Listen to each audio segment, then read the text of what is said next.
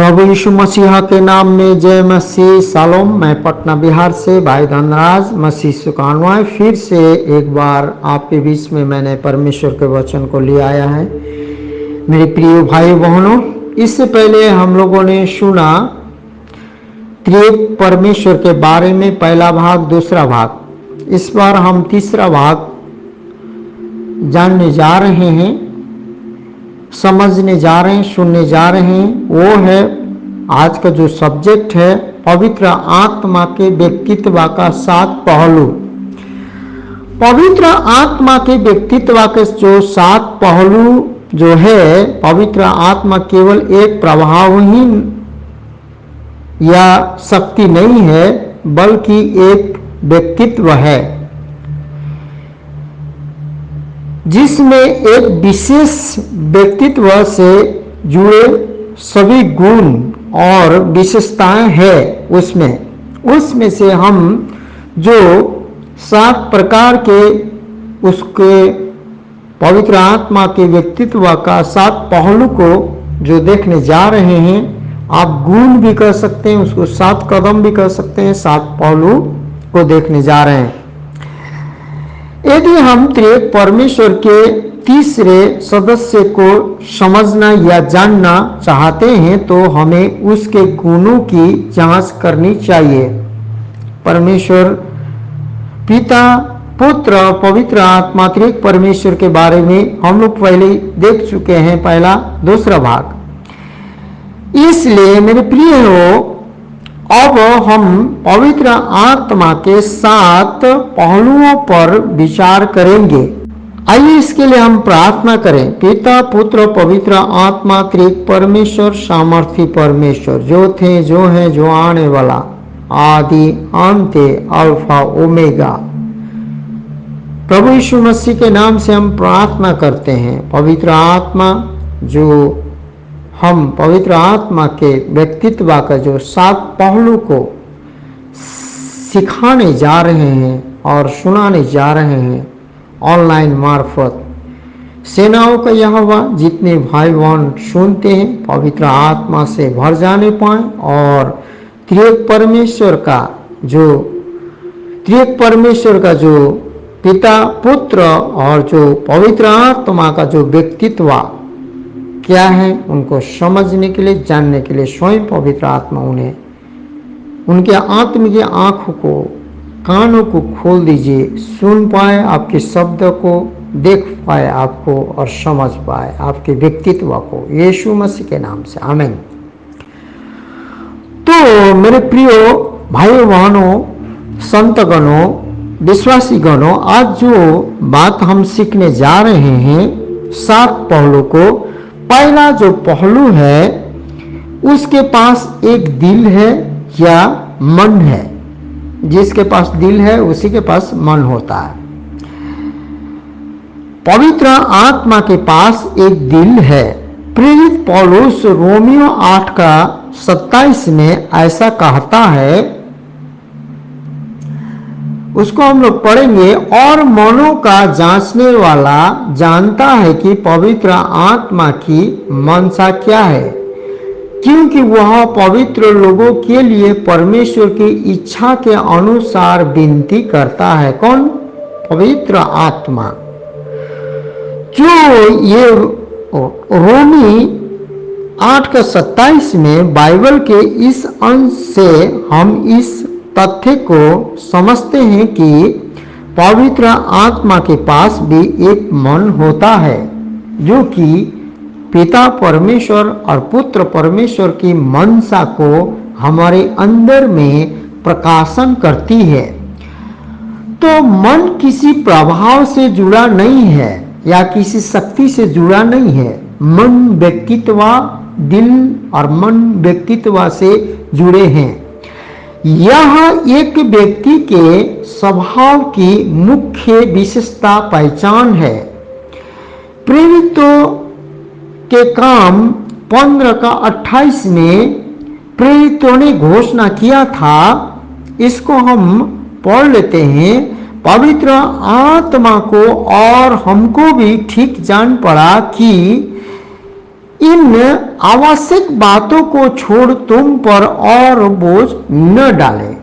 इस अवस्था में पवित्र आत्मा ने अपने मन और विचारों को प्रेरितों के उन रीति रिवाजों के बारे में स्पष्ट कर दिया जिनका पालन गैर विश्वासी, जो गैर यहूदियों से जो विश्वासी लोग आए थे मंडली कलीसिया में परमेश्वर की आराधना करने के लिए, तो उसमें क्या करें क्या न करें। पहले यहूदी बनाए और यहूदी बनने के बाद बपतिस्मा दिया जाता था, पहले खतना किया जाता था।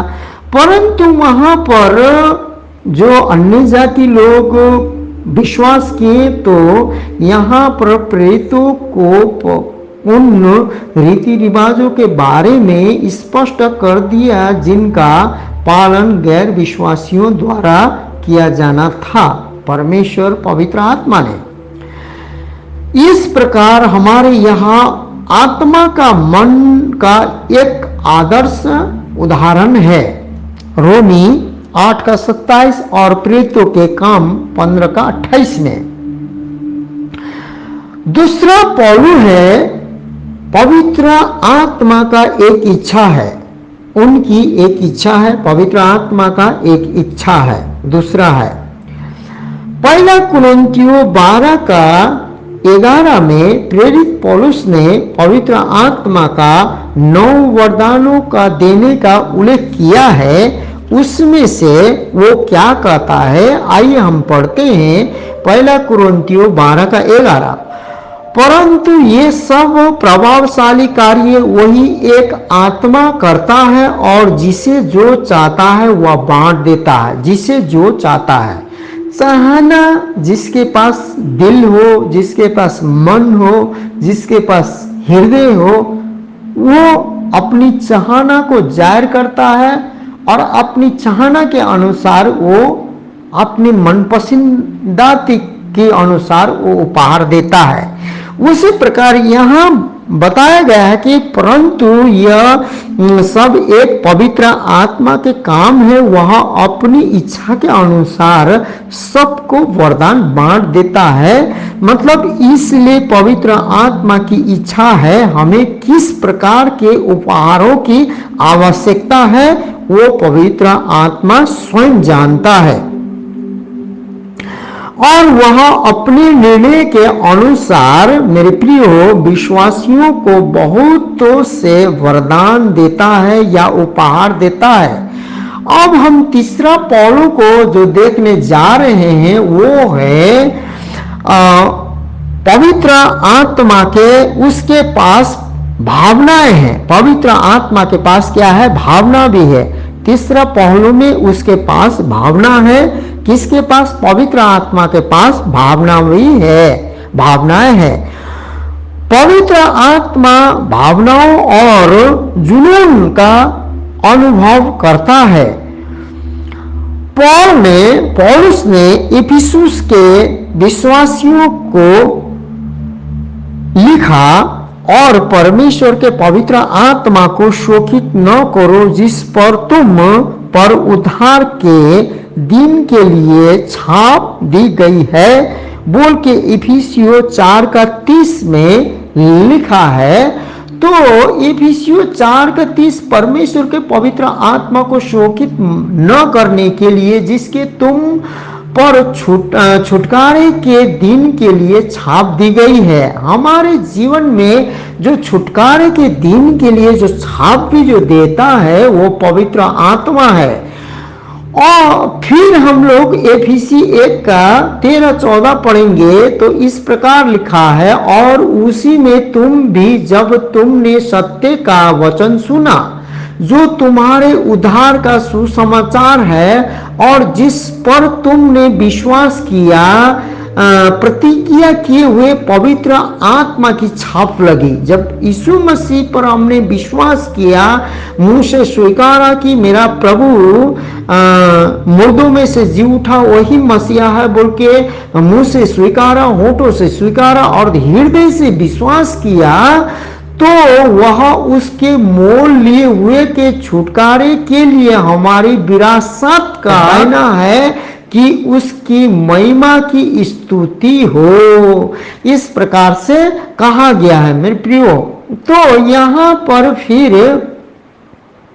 हम देखते हैं कि यहाँ पर फिर अब हम आगे बढ़ते जाते हैं। तो यहाँ पर यशाया 63:10 हमें बताता है कि इस्राएलियों के प्रतिरोध ने पवित्र आत्मा को ठेस पहुंचाई, पवित्र आत्मा को घात पहुंचाया, नाराज किया। इस प्रकार से यहाँ बोलता है यशाया 63:10 में भी लिखा है कि तो भी उन्होंने बलवा किया और उनके पवित्र आत्मा को खेदित किया।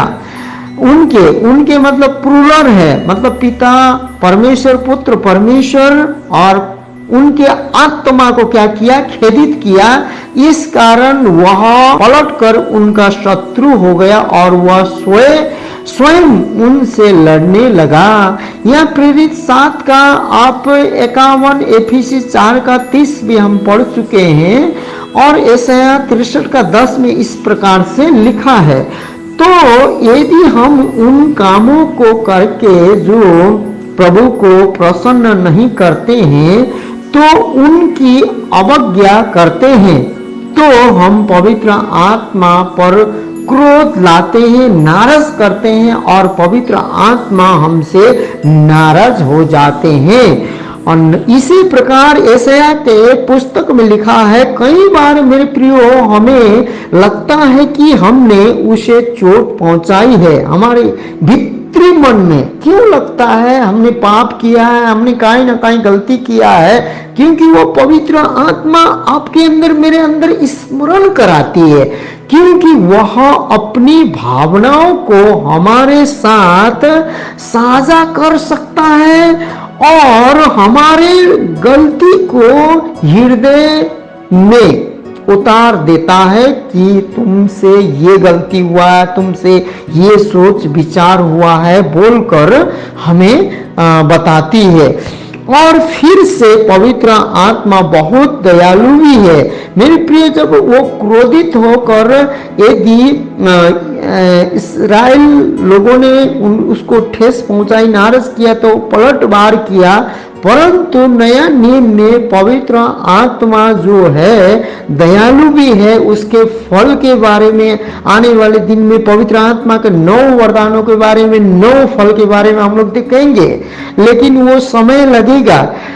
परंतु वो समय आते तक आप लोगों से मेरा विनती आग्रह है, एलोहिम परमेश्वर, त्रिएक परमेश्वर के नाम में, कि इस चैनल को आप, Elohim God of word ministry channel को आप शेयर कर दीजिए, सब्सक्राइब कर दीजिए, कि मुझे भी हर एक लोगों के कानों तक इस वचनों को मैं पहुंचा सकूं जिसको जरूरतमंद हो, और आपको भी आशीष पहुंचे। इसलिए मैं आग्रह और विनती करता हूं, यीशु के नाम से जरूर आप इस चैनल को सब्सक्राइब कर दें।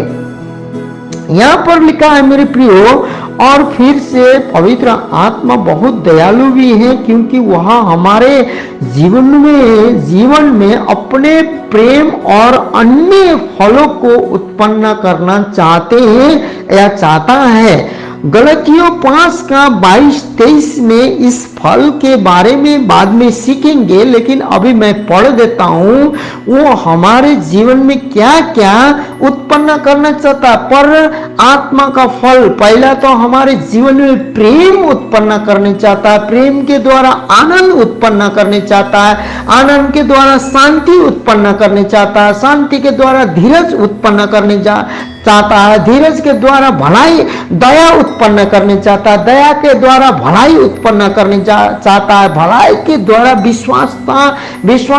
विश्वासता के द्वारा नम्रता, नम्रता के द्वारा संयमी।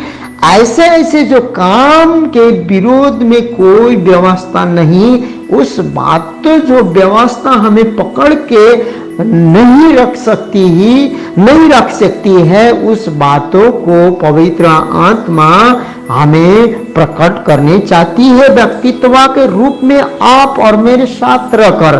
अब मेरे प्रियो, उसे झूठ बोला जा सकता है। चौथा पहलू है पवित्र आत्मा से झूठ बोला जा सकता है, उससे झूठ बोला जा सकता है। किसी व्यक्ति के तरह पवित्र आत्मा से झूठ बोलना संभव है। पतरस ने हननिया से कहा, पवित्र आत्मा से झूठ बोलने और भूमि की बिक्री में से एक भाग को अपने पास रखने की बात शैतान ने तुम्हारे मन में कैसे डाल दी। प्रेरित 5:3 में आप देखते हैं कि परंतु पतरस ने कहा, हे हननिया, शैतान ने तेरे मन में यह बात क्यों डाली है कि तू पवित्र आत्मा से झूठ बोले और भूमि के दाम में से कुछ रख छोड़े। आप जानते हैं हननिया सफरिया का जो कथा को लोग कलीसिया मंडली में अपने नामों को कमाने के लिए और लोगों का जैसे कि पवित्र आत्मा जो दान देने से हमें मिलता है बोल के एकदम वो लोग बाहरी दिखावटी उत्साह के साथ वो लोग दूसरा को देखा देखी जब दान पुण्य करने लगे तो उसमें उन लोगों के जीवन में शैतान ने गड़बड़ी डाल दी, क्योंकि वो लोग सो इच्छा से नहीं अपने आप को नाम कमाने के लिए काम कर रहे थे। तो उन्होंने जब पैसा को लुकाया छिपाया तो यहाँ पर पतरस को पवित्र आत्मा ने प्रकट किया और यहाँ पतरस कहता है कि तुमने हननिया को कहता है तुमने पवित्र आत्मा से झूठ बोला है, मनुष्य से नहीं। इसीलिए हमें भी पवित्र आत्मा से जब हम दिखावटी सेवकाई मिनिस्ट्री को करने लगते हैं, रिपोर्ट टिपोट इधर से उधर करने लगते हैं, तब पवित्र आत्मा को झूठ बोलने लगते हैं, उसमें शैतान कार्य कर देता है। क्योंकि पवित्र आत्मा सत्य की आत्मा है, आगे देखेंगे। क्योंकि एक प्रभाव से झूठ नहीं बोला जा सकता है, लेकिन केवल एक व्यक्ति से झूठ बोला जा सकता है मेरे प्रियो। इसलिए मैं बार बार ये बातों से आपको प्रूव करने जा रहा हूं, चाह रहा हूं, कहने जा रहा हूं, क्या कहने जा रहा हूं कि पवित्र आत्मा एक व्यक्तित्व में है और एक व्यक्ति के साथ वो अपना मन को साझा करने चाहता है। इसी बात को मैं कहने जा रहा हूं। तो यूहन्ना 16:7-15 में जब पवित्र आत्मा को 12 बार यीशु मसीह ने वह कह रहे यीशु मसीह, बाइबल कभी भी इस वस्तु को रूप में इसके रूप में इसके रूप में पवित्र आत्मा का उल्लेख नहीं करती है। प्रभु यीशु मसीह भी नहीं कर रहे हैं। आइए हम पढ़ते इस बातों को कैसे यहाँ पर है। फिर भी मैं तुमसे सच कहता हूं कि मेरा जाना तुम्हारे लिए अच्छा है, क्योंकि यदि मैं नहीं जाऊं तो ये देखिए शायद पहली बार हो गया तुम्हारे पास आएगा न आएगा, परंतु यदि मैं जाऊंगा तो उसे तुम्हारे पास भेज दूंगा। उसे और फिर 2 बार हो गया आकर संसार को पाप और धार्मिकता और न्याय के विषय में निरुत्तर करेगा। पाप के विषय में इसलिए कि वे मुझ पर विश्वास नहीं करते, जो यीशु मसीह पर विश्वास नहीं करते वो न्याय भी पवित्र आत्मा ही उनको करेगा। और धार्मिकता के विषय में इसलिए कि मैं पिता के पास जाता हूं और तुम मुझे फिर न देखोगे। न्याय के विषय में इसलिए कि संसार का सरदार दोषी ठहराया गया है। कौन? संसार का सरदार शैतान दोषी ठहराया गया है, लेकिन दोषी ठहराने वाला स्वयं पवित्र आत्मा ही दोषी ठहराएगा उसको। तब यहाँ पर फिर कहा गया है कि तो मुझे तुमसे और भी बहुत सी बातें करनी है, परंतु अभी तुम उन्हें सह नहीं सकते। परंतु जब तीसरा बार अर्थात सत्य का आत्मा आएगा तो तुम्हें सब सत्य का मार्ग बताएगा। सत्य का मार्ग बताएगा। सत्य का आत्मा कौन है? पवित्र आत्मा। जो सत्य का मार्ग बताने वाला कौन है? पवित्र आत्मा। क्योंकि फिर 5वां बार वह अपनी ओर से ना कहेगा, परंतु जो कुछ सुनेगा वो ही कहेगा और आने वाले बातें तुम्हें बताएगा। वह कौन? वह पवित्र आत्मा, वह मेरी महिमा करेगा, वह यीशु की महिमा करेगा, क्योंकि वह मेरी बातें में से लेकर तुम्हें बताएगा। जो कुछ पिता का है वह सब मेरा है, इसलिए मैंने कहा कि वह मेरी बात में से लेकर तुम्हें बताएगा। हमें यीशु का बात, स्वर्गीय बातों को लाकर, इच्छा को लाकर बताने वाला कौन है? पवित्र आत्मा है। जाहिर करने वाला कौन है? पवित्र आत्मा है।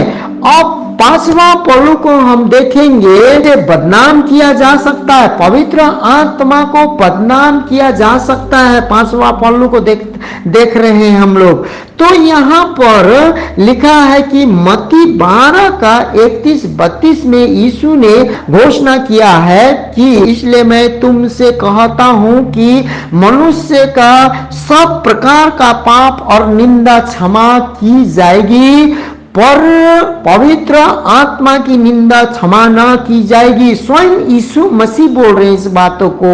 जो कोई मनुष्य के पुत्र के विरुद्ध में कोई बात कहेगा उसका यह अपराध क्षमा किया जाएगा, परंतु जो कोई पवित्र आत्मा के विरुद्ध में कुछ कहेगा उसका अपराध न तो इस युग में और न ही आने वाले युग में क्षमा किया जाएगा।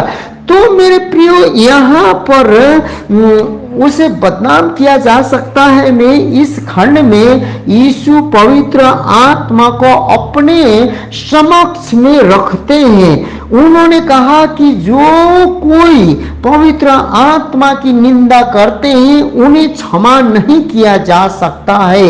इसलिए जैसे एक व्यक्ति के रूप में परमेश्वर के पुत्र की निंदा की जाती है, वैसा ही पवित्र आत्मा का भी निंदा होती है।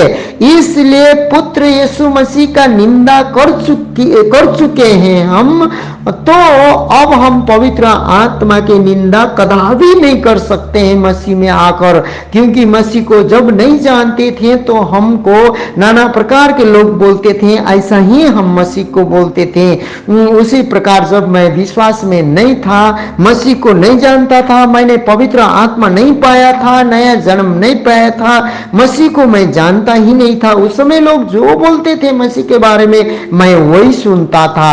लेकिन अब मैं मसीह को जानता हूं, पवित्र आत्मा को जानता हूं, इसलिए अब मैं जानकर भी यदि मैं पाप करता हूं तो मैं गलती करता हूं, तो पवित्र आत्मा के विरोध में पाप करता हूं। यदि मेरे प्रियो, यदि आप अपने मन में जानते हैं कि पवित्र आत्मा द्वारा किया गया कार्य है, तो वहां पर आप कहते हैं कि शैतान का कार्य है, तो आप उसकी निंदा कर रहे हैं। तो हम आत्मा जो कि पवित्र आत्मा को आत्मा के विरुद्ध में पाप करते हैं, और हमें उस पाप इस लोक में न तो उस लोक में, दोनों लोक में क्षमा नहीं की जाएगी। इसलिए मेरे प्रियो, अब हम देखने वाले हैं 6 नंबर में है, वो बोल सकता है, पवित्र आत्मा बोल सकते हैं, लेकिन कोई शक्ति या प्रभाव नहीं बोल सकता। एक व्यक्ति ही बोल सकता है। प्रेरित 10 अध्याय में उल्लेख किया गया है।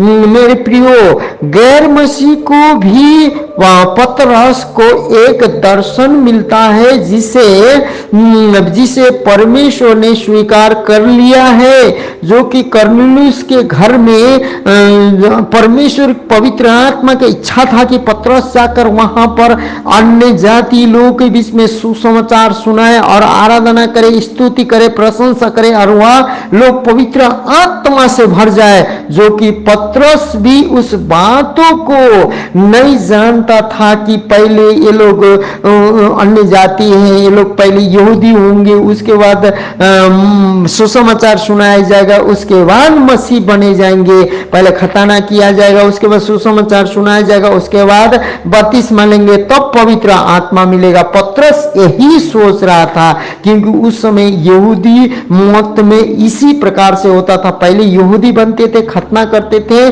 परंतु वहां पर भी पवित्र आत्मा ने भयंकर रूप से काम किया। अब कैसे काम किया? जब पतरस ने इस दर्शन पर विचार किया तो उसने किसी को उससे बातें करते सुना और पवित्र आत्मा ने उससे कहा, सुन, 3 मनुष्य तुम्हें ढूंढ रहे हैं। प्रेरितों 10 का 19-20 में एक व्यक्ति ही बातें कर सकता है, इसलिए फिर हम एक बार इस शब्द को दोहराएं। मेरे प्रियो, यहां पर कहा गया है कि पतरस जो उस दर्शन पर सोच ही रहा था कि एक जो कि ऊपर स्वर्ग से एक चादर टाइप का आता है, तो नाना प्रकार के जीव जंतु वो आकाश में देखता, और पतरस को कहा जाता है ये सारे जीव जंतु तो खा सकता है, परंतु वो कहता है कि इसमें से मैं कुछ भी नहीं खा सकता हूं प्रभु, वो नहीं भी खाता था। लेकिन वहां पर उस दर्शन को विचार कर ही रहा था, इसका मतलब क्या है? पतरस जो उस दर्शन पर सोच ही रहा था कि आत्मा ने उसे कहा, किसने? पवित्र आत्मा ने उसे कहा, देख 3 मनुष्य तुझे खोज रहे हैं, अतः उठकर नीचे जा और निसंकोच उनके साथ हो ले, क्योंकि मैंने ही उन्हें भेजा है। क्योंकि कर्नेलियुस के घर में जाएगा तो सुसमाचार सुनाएगा, और अन्य जाति लोग जो यीशु मसीह को कभी जानते नहीं है, मानते नहीं है, और वो यहूदी भी नहीं है, यहूदी मत के भी नहीं है, उन्होंने बपतिस्मा भी नहीं लिया, लेकिन पवित्र आत्मा पाएंगे। ऐसे जैसे वहां पर प्रचार किया, पवित्र आत्मा से लोग भर गए, और पतरस ने कहा कि अब पवित्र आत्मा से भरी गए हैं तो इन लोगों को बपतिस्मा में भी देने में कौन रोक सकता है? उसने बपतिस्मा भी दे दिया। मेरे प्रियो, नहीं तो यहाँ पर वही बात होता, पहले यहूदी बनना पड़ता, उसके बाद में सुसमाचार सुनाया जाता, बपतिस्मा दिया जाता, तब पवित्र आत्मा उनको मिलने की चांस थी। इस प्रकार से तब पवित्र आत्मा ही है कि मनुष्य के सोच से परे काम कर सकता है। यहाँ पर यही बात हम आपको कहने जा रहे हैं। तो अब देखिए, फिर अब यहाँ पर हम जब इस बातों को देखते हैं तो पवित्र आत्मा यहाँ नहीं बल्कि वह है। जैसे कि 12 बार हम लोगों ने देखा कि पवित्र आत्मा वो वस्तु ये नहीं, लेकिन वह है, वो है जो कि वह जो पवित्र आत्मा वह आएगा, सत्य का आत्मा न्याय करे। यीशु मसीह ने ये सारे बातें बताई जो कि 16 से हम लोग 7 से लेकर 15 तक पढ़ लिए मेरे प्रियो। इसीलिए यह तथ्य कि पवित्र आत्मा बोलते हैं। प्रकाश की पुस्तक में भी दर्ज है कि यह तथ्य एशिया की 7 कलीसियाओं के जो संदेशों को समाप्त करता है। जिनके कान हो वे सुन ले कि आत्मा कलीसिया से क्या कहना चाहता है। प्रकाशित 2:7 को हम लोग पहले पढ़ेंगे। जिसके कान हो वह सुन ले कि पवित्र आत्मा कलीसिया से क्या कहता है। जो जय पाए मैं उसे उस जीवन के पेड़ में से जो परमेश्वर के स्वर्ग लोक में है फल खाने को दूंगा। जो पवित्र आत्मा ही कलीसिया से कह रहा है, पवित्र आत्मा जो परमेश्वर की आत्मा कह रहा है, और वो फल भी देने वाला है। फिर यहाँ कहा गया 2:11 पद में, प्रकाशित वाक्य 2:11 पद में, जिसके कान हो वह सुन ले कि आत्मा कलीसिया से क्या कहता है। जो जय पाए उसको दूसरी मृत्यु से हानि नहीं पहुंचेगी। पवित्र आत्मा कलीसिया से कह रहा है कि दूसरी मृत्यु हमें किसी प्रकार की हानि नहीं पहुंचाएगी। फिर यहाँ पर कह रहा है प्रकाशित वाक्य 2:29 में, जिसके कान हो वह सुन ले कि आत्मा कलीसिया से क्या कहता है मेरे प्रियो। उसके बाद में फिर प्रकाशित वाक्य 3:6 में हम देखते हैं, जिसके कान हो वह सुन ले कि आत्मा कलीसिया से क्या कहता है। फिर यहाँ पर सुन लेते हैं प्रकाशित वाक्य 3:13 में, जिनके कान हो वह सुन ले कि आत्मा कलीसिया से क्या कहता है। फिर हम यहाँ प्रकाशित वाक्य 3:22 में भी, जिनके कान हो वह सुन ले कि आत्मा कलीसिया से क्या कहता है। इसलिए मेरे प्रियो, अब यदि हमारे सुनने वाले कान और ध्यान उस पर केंद्रित है, तो हम सुन सकते हैं कि आत्मा हमसे क्या कह रहा है, पवित्र आत्मा क्या चाहता है, हम उसको जान सकते हैं, सुन सकते हैं, क्योंकि पवित्र आत्मा हमारा एक दोस्त है और हमारे हृदय में, हमारे ऊपर है, हमारे पास में है और हमारे हृदय में है। हमारे ऊपर है, हमारे पास में है, हमारे हृदय में है पवित्र आत्मा। इसलिए हमारे आध्यात्मिक कान अधिक व्यापक रूप से खोले जाने चाहिए। आत्मिक आंखें, आध्यात्मिक काने, जो आत्मक जो काने, आध्यात्मिक काने अधिक व्यापक रूप से पवित्र आत्मा के बातों को सुनने के लिए, पिता परमेश्वर की इच्छा, पुत्र परमेश्वर की इच्छा, स्वर्ग की इच्छा सुनने के लिए हमें आत्मिक आंख और आध्यात्मिक कानों को और आंखों को खोलने की जरूरत है मेरे प्रियो। अब 7वां पहलू है पवित्र आत्मा का अपमान और उसे बुझाना संभव है। उसको बुझाया भी जा सकता है, अपमान भी किया जा सकता है। आइए हम लोग देखते हैं कैसे किया जा सकता है। तो पवित्र आत्मा का अपमान किया जा सकता है जैसे प्रभु यीशु का अपमान किया गया था।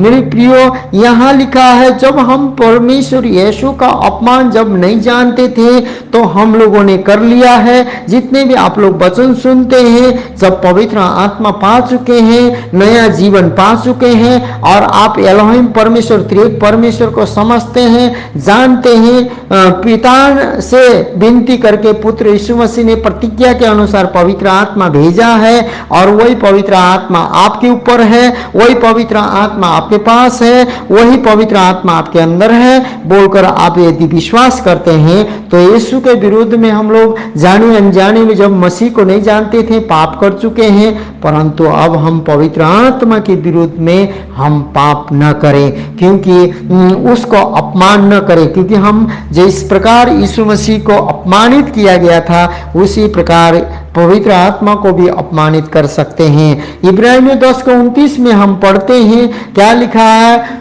तो सोच लो कि वह कितने और भी भारी दंड के योग्य ठहरेगा जिसने परमेश्वर के पुत्र को पापों से रौंदा और बाचा के लहू को जिसके द्वारा वह पवित्र ठहराया गया था अपवित्र जाना है और अनुग्रह की आत्मा का अपमान किया है। ये जो पवित्र आत्मा अनुग्रह का भी आत्मा है और हमारे शब्द और कार्य पवित्र आत्मा को ठेस पहुंचा सकते हैं। जो कि हम जो कार्य बाइबल के अनुसार नहीं करते हैं, जो कार्य हम बाइबल के अनुसार नहीं, वचन बाइबल के अनुसार में लिखे हुए वचन को नहीं बोलते, मुंह मोड़ते हैं, तमड़ते हैं और हम उस कार्य को जैसे पवित्र आत्मा अगुवाई करने चाहता ऐसा नहीं करते हैं, तो हम शोकित करते हैं, पवित्र आत्मा को दुखित करते हैं, उसको बुझा देते हैं। यीशु को हमारे प्रभु और उद्धारकर्ता